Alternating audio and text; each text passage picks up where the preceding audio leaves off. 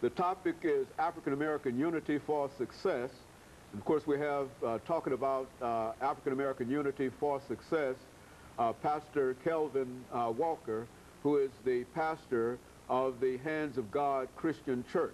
And of course, Reverend Walker, let us pick up the conversation that we left off with, because I think you were talking about some of the things that have, in a real sense, historically, in a real sense, separated African Americans. And I think that you mentioned what went on during slavery. Right. But I think also you were coming to the point of talking about after slavery, during the period of Jim Crow, which you also served. Go on, let's pick that up. Yeah, because you know there had to be something in place, Dr. Haney, that was been used to control the slave, of course, and that was that fear, and that was that distrust, and that was that envy, and that thing has kind of perpetuated itself because Willie Lynch was saying if you put this thing in place, it will perpetuate itself and will work for the next 300 years. Good. Now this 1712, you look at, are we 4 years away from the fulfillment of that thing, or do we escape? Is it over then or what?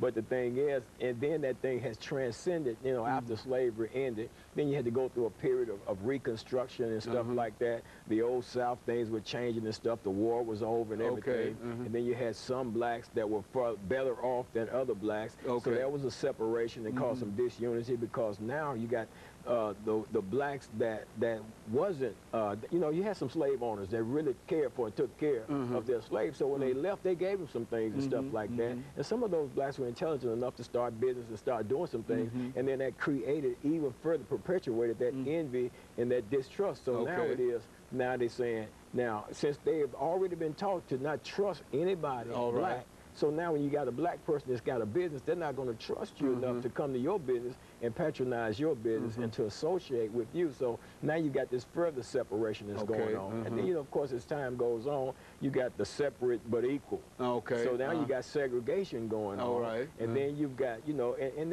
that system just constantly works. You got the light-skinned blacks against the dark-skinned black, and the medium brown, and the good hair against the bad hair, and the tall against the short. And then the women had always been elevated in a position over the black man. This came from slavery, because you know, the black man was never in control of his family. Very good. It was never his. It never belonged to him. So that whole thing has spread it into our culture, even as of today, because black men now, you got a lot of black men that will produce but will not care for that which they produce. And I think that came from that mindset that was injected in us back during those periods of time that we existed in. So now, Dr. Haney, we're in a situation whereas we got black people that are going into business, that are doing things, and then you've got there's another segment within our culture that says, I'm not going to support you, and we talk about each other, you know, as if you know, we'll talk about each other. I've heard black people say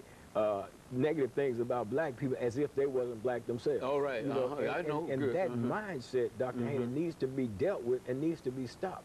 Because how long are we going to continue this, that particular way of thinking? Because if we continue that, then we're going to always have disunity. Nothing will ever come together.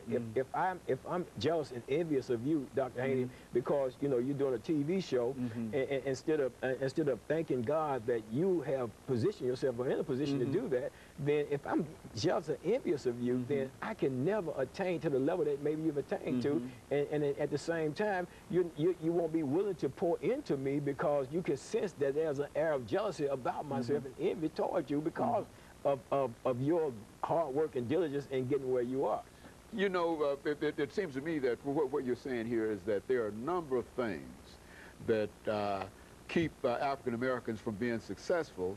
But the fact is that they don't generally understand, nor do they articulate some of the things that you're talking about now, which is to say that I think that most people would agree, most African Americans would agree that what you're saying basically has a foundation for truth. But now, in terms of that being widespread knowledge, and understood exactly the implications. Many people don't understand it. White or black don't understand it.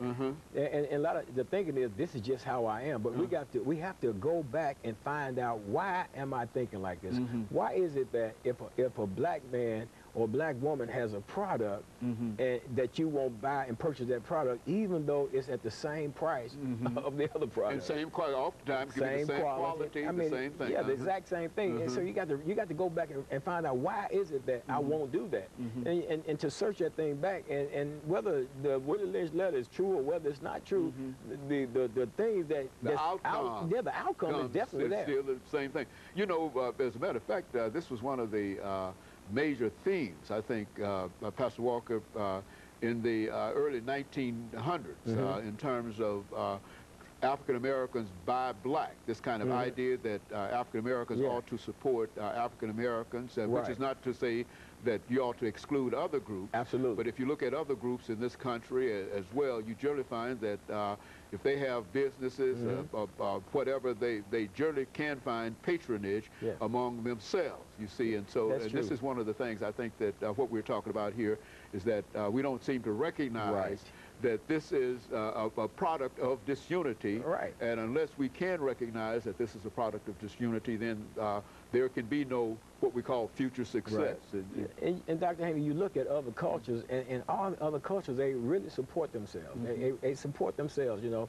If they got a business, then they support each other's business. They support each other in many different ways.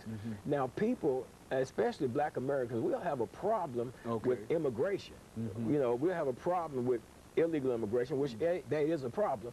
But, you know, the issue is, what about the legal immigrants that are coming to the land of opportunity, and we're having a problem with them owning stores in our communities and stuff like that, that we go and patronize and stuff like that. But at the same time, they have left their country to come into a country that offers them an opportunity, and we're born in this country and won't take advantage of the opportunity. And then when those of us that are black Americans do take advantage of these opportunities afforded to us in this land of opportunity, then there's that envy thing that goes into play and say, well, I'm not going to buy from them because their product is not going to be any good, even though it's an identical product that you can go across town and get it from whatever other culture that may happen to be doing that. Very good. And of course, we're getting ready for our second commercial break here, Pastor Walker, and I think that this is essentially what we were trying to achieve here. That is to get some of this information out in the open. It's something that I think that everybody understands, and everybody, well, they might not understand it, but everybody know about it. But they don't understand the sources of it, and they don't know how damaging that it can have. And another thing, we don't have an opportunity to talk about it at this time, but I wish that somebody one day would say something about the N word that is so prevalent among so many of us, and et cetera. And of course, we'll be back with our audience following this very, very short commercial break.